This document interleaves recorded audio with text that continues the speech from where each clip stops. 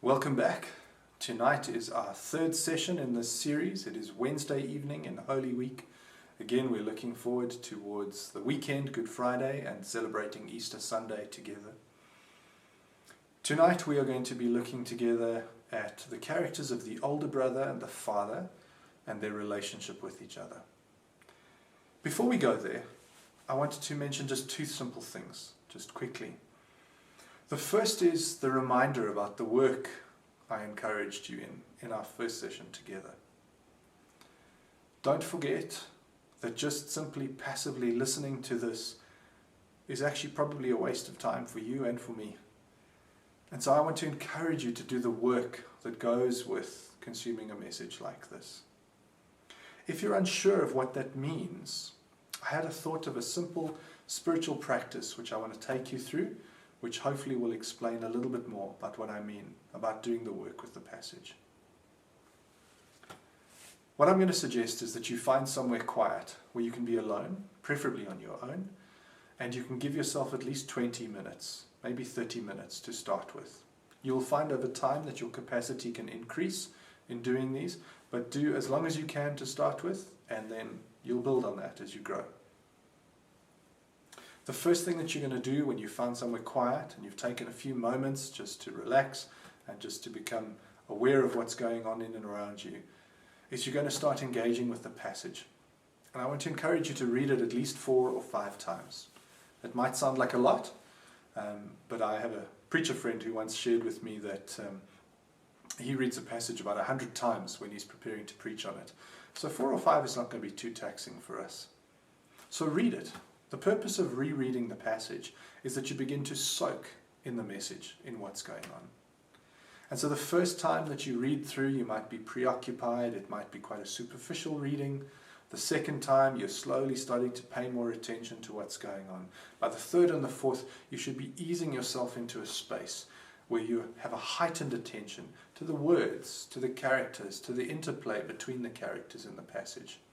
And you can allow these words to wash over you, and you're going to soak in the passage for a while. It's really important that we're able to go to that level of attention when we're reading Scripture. Once you've done this, you then move into meditation or prayer. I'm going to suggest that this part of the spiritual practice, you give yourself at least 10 to 15 minutes. Again, you will grow in capacity over time. If that sounds like a lot, do what you can, and then focus on growing as you go forward. What do I mean by praying and meditating on this passage? The whole point of engaging with something like this is not just that we're engaging with some text on a page, or that you're engaging with me through this kind of media exchange. You are not supposed to just consume this, but there's supposed to be something happening within you in this, and that requires our connection with God. And so by praying, I mean intentionally starting to engage with God, speaking to Him, and listening to Him. Don't jump too quickly to conclusions or praying the passage out loud or thanking God for what He's done. I want to suggest you take time. Time is a great gift in this spiritual practice. So start to ask God questions. What is He saying? Has He highlighted one of the characters specifically to you? Is there a moment in the passage? Is there an exchange between two characters? Is there something going on? Perhaps He's shown you the father putting the robe on the young son. Or perhaps you're resonating with leaving home or coming back. It could be anything. Start to pay attention to what's going on inside of you. Memories, thoughts, feelings. All of those are vital as we learn to pray deeper and deeper and understand communication and connection with God. But again, I want to remind you, this is super important. Above everything else, we should be connecting with God in what's going on here. This is not just a mental exercise. We should be engaging all of ourselves as much as possible with as much as possible of God.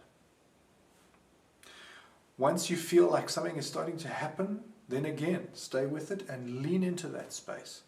What are you trying to show me, Lord? What is happening in this interaction? Why are you showing me this character? Why do these words pop out to me? And then you journey with God in that. And trust yourself to listen and to hear from Him. I know He wants to speak to all of us. I know He's desperate to speak to all of us.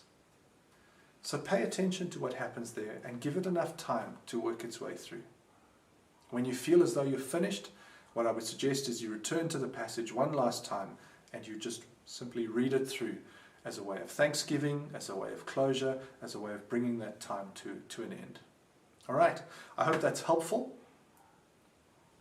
The second thing I wanted to just mention, I'm aware so much of the gendered language in this passage. And the only reason I mention that is because there may be moms and daughters, women out there that are wondering, sure, it's great for the son to leave home and come back, but what about the daughters? I think we're all intelligent enough to know that this story is not just about a man and his two boys, but it's about all of us. And that's my whole purpose in taking you through the characters.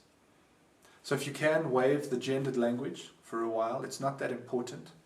Pay attention to what is happening in the kind of the meta-narrative here around this parent and the child. That is much of what God is speaking to us here. Him as parent and us as child. All right, so if any of that's bugged you, don't worry about it. Just let the gendered language slide to the side and pay attention to what's happening within you, what you think God is saying, and what's beginning to take fruit in your life, hopefully, as you journey through this passage with me. Right, well, let's get started. We're going to start by looking at the older brother tonight.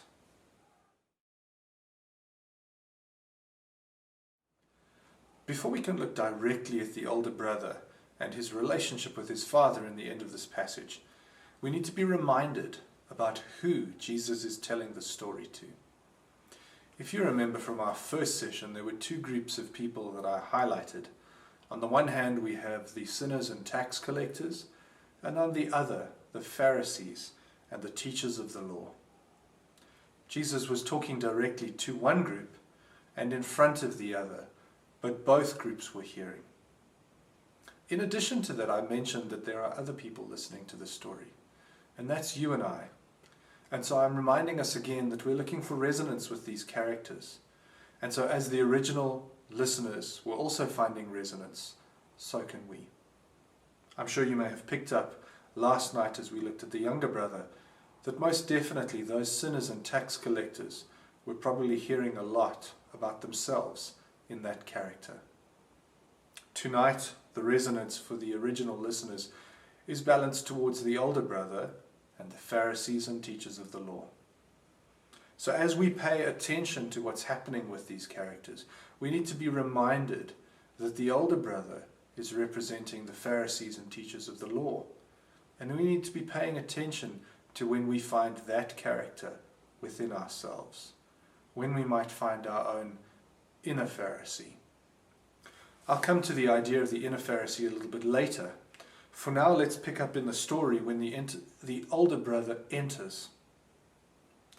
Again, I'm speaking to start with from the perspective of those listeners. Can imagine the Pharisees thinking to themselves, finally, here comes a character who's going to be speaking some sense into the story. It's a pity to me that this story often seems to get paid very little attention after the young brother returns home. Often the focus of interpretation of this is around that dramatic homecoming and the natural celebration that comes along with that. But this story is actually still dramatically building in its climax.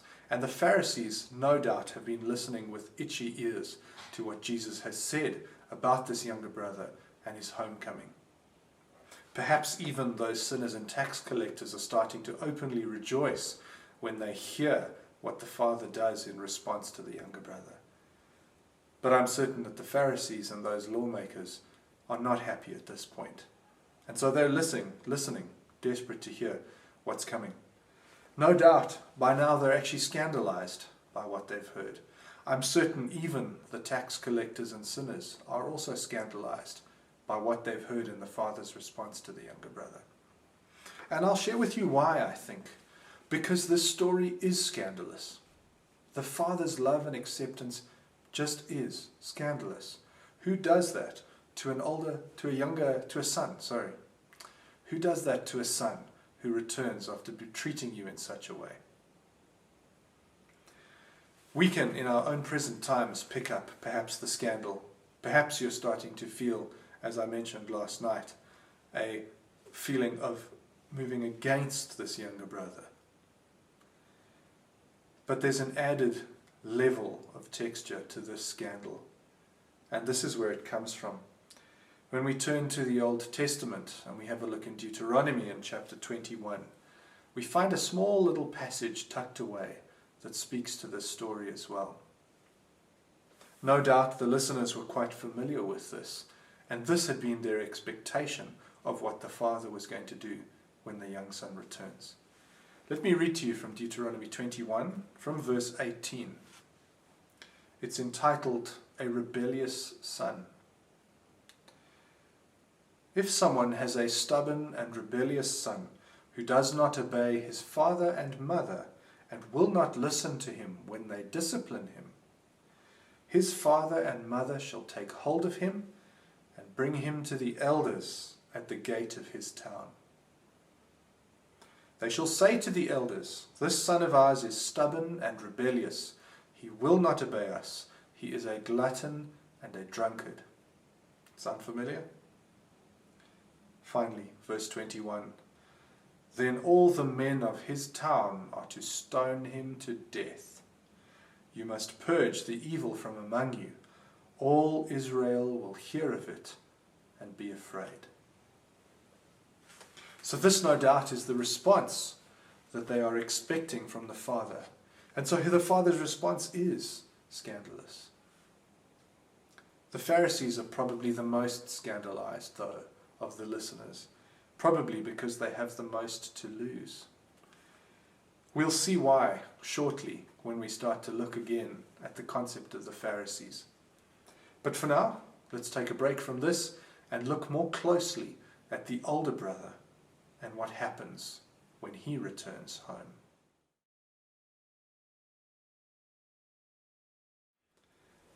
So you might be surprised to hear me refer to the older brother as also returning home.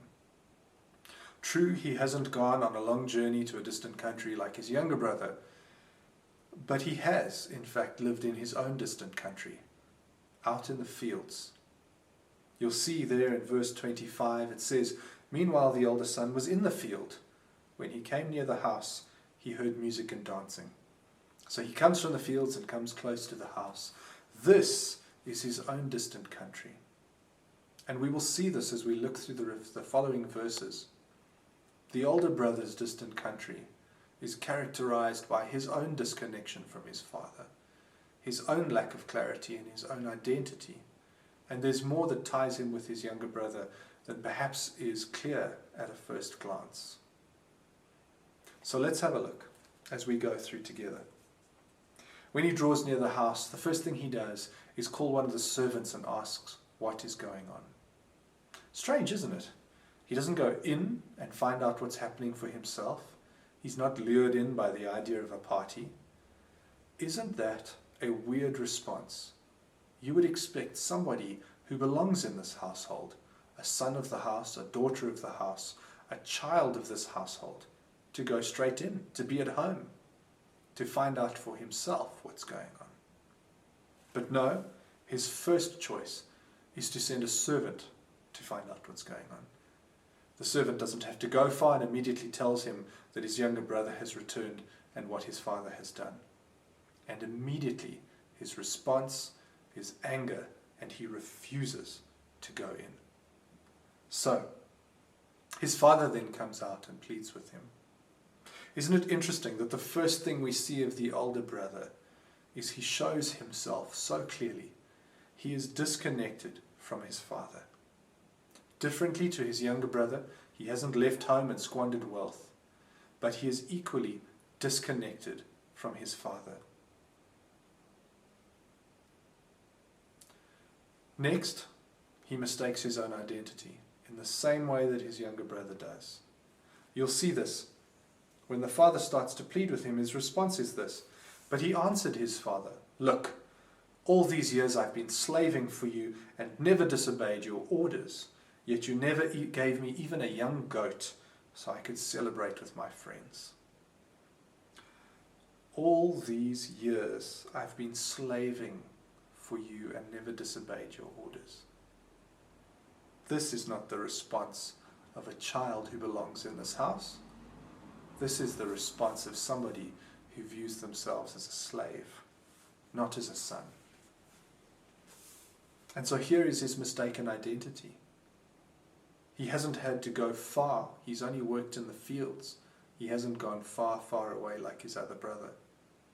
But even living within the house, he has somehow mistaken who he is. Lastly, he shows his disconnect from his younger brother as well. In response to his father, he says, "When this son of yours, who has squandered your property with prostitutes, comes home, you kill the fattened calf for him." Listen to the language. Notice this. It's very, very careful and very deliberate. This son of yours, not my brother, not my sibling, not even the boy who lives in the house. This is a complete rejection of father and son. He is cutting himself off from them. This son of yours. So the disconnect is complete. And we see in this the picture of the Pharisees. You see, this is the work of the Pharisee. The Pharisee cannot sustain their identity if they are connected with the Father, if they understand their place in the household. They can only sustain their identity by mistaking themselves as slaves. Equally, because of the slaving mentality, they see themselves as workers. And this is one of the chief issues of a Pharisee, and it is the chief issue of our own inner Pharisee. Similar to the younger brother who goes to a different country and tries to remake himself, remake his own identity. The Pharisee within each of us wants to build our identity of what we've done. We want to make ourselves good enough for God. It's a scary reality or realization to come to. That what we believe is righteousness is actually self-righteousness. And so perhaps at the beginning of that older brother's response, we might have really resonated with him and thought, sure, this is righteous anger. I would also feel this way if my younger brother went off and treated my father like that. But the key is in the disconnect. He is not so much interested in his father because he refuses to go to him and he argues with him and he mistakes his own place as son. So the key is the disconnect. This is not righteous anger on behalf of the Father. This is a mistaken identity of self. This is built off trying to make himself, trying to perform enough work that he would be good enough. And this is built off a mistaken identity in who his father is. He doesn't know his own father. It's so clear in his response. And we must look at this older brother ourselves and ask ourselves similar questions. Is it easier for us to be disconnected from God and to build our own little kingdom, to build our own identity, to make ourselves seem good enough for who God is? Do you also feel perhaps like a slave? All these years trying to do the right things, never trying to disobey? You see, the problem with this inner Pharisee is that they embrace the shape of religion, but not the substance of religion. And so on the outside it looks good, but on the inside it is rotten. So too can we build that within ourselves, that on the outside it looks good, but on the inside, if we look too closely, we might be scared at what we find. But there is hope within this. There is hope that our inner Pharisee can receive healing, because these Pharisees and lawmakers are hearing the same story that Jesus is telling to the tax collectors and the sinners. They have been given the same picture of the Father, and there is the same invitation in that to come to the Father humbly to receive healing. Again, I'm going to quote from Henri Nouwen's book on the return of the prodigal son. Listen to what he has to say about both sons.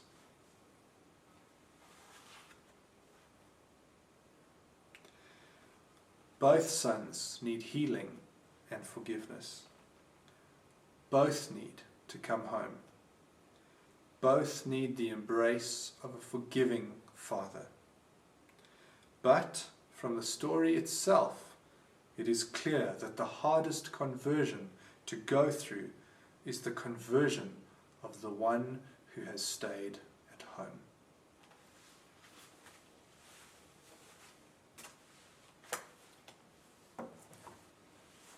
One of the chief roles of a Pharisee is to try and tell God who he may and may not love. And we see this in the story, in the indignant response of the older brother. He is trying to decide who the Father may and may not love, and how the Father may and may not be. And this is a grave mistake. And I think we all make it. And I think it's built off this foundation that, as hard as it may be sometimes for us to accept that God loves us, in the picture of the younger brother, that he can accept us warts and all, mistakes, issues, even spaces where we are stubbornly refusing to be different, even when we know what we're doing is unhelpful or hurtful to ourselves or others or God. Even though it may be difficult to accept that we are loved like the younger brother, it is often harder to accept that everyone is loved like that. And so if you're noticing your own inner Pharisee as we reflect on the older brother, we're going to have a look at the Father's response now and look at the hope that is offered to both sons, that they can both come home, both receive healing and forgiveness. So, let's turn now and have a look at the Father.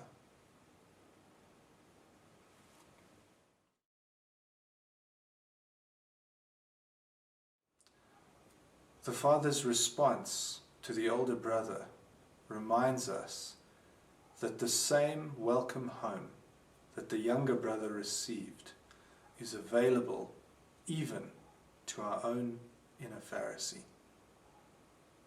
This is an amazing thing, because this will not leave without being welcomed by God and then healed by God. Otherwise, we will also spend our lives out in the fields, in our own distant country, disconnected from our Father, trying to build our own identity off our own works, striving and striving to be seen as okay, when all we need to do is come home and be embraced the same way the younger brother is embraced. So countering the older brother, the Father does three things in return to him. The first thing the Father does is the same thing he did for the younger brother. He goes out to the older brother. There's a similarity here that we cannot miss. That this Father is willing to treat both in the same way. He goes out to the younger, he goes out to the older. Secondly, he counters the disconnection between him and his son, where his son is looking to create division, to believe that he is not connected with his father. His father turns that around and starts by saying to him, in verse 31, we see two words, my son. He reminds him that exactly what the younger brother holds, so does he as the elder.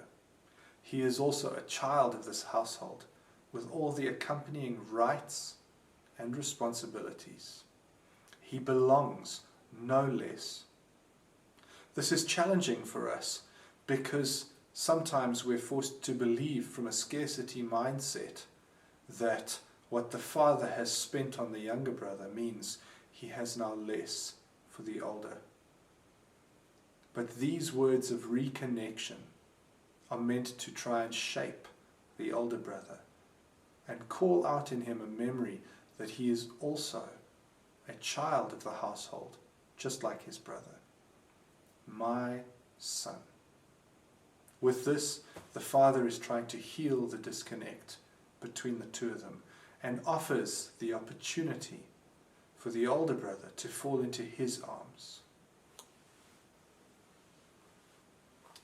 Lastly, the father also works to restore connection between the two brothers. And this is really important because for there to be healing for the inner Pharisee, he has to be willing to accept his younger brother home like his father did. And so where the older brother has spoken of this son of yours who wasted all the money, the father speaks about this brother of yours. So he moves to counter the words of disconnection from the older brother and reconnect him with his own sibling, to be reminded that they are together in the household under the Father. And so let me close with this. May you be brave enough to go out into the fields and to encounter your own Pharisee. May you be willing to return home and instead of dealing with your Heavenly Father in self-righteousness or trying to rely on the things that you think make you good enough, may you be willing to trust the invitation in the words, my son, my daughter. May you be willing to accept the embrace that is offered to all the sinners and all the tax collectors and all the younger brothers out there. May you be willing to let your walls crumble and to realize that you belong as a child in the household of God. Thank you for your time this evening. I hope these sessions have been helpful. Tomorrow night we're going to do our final session and we're going to look at the Father and we're going to look at the future together. So may God bless you and keep you. Amen.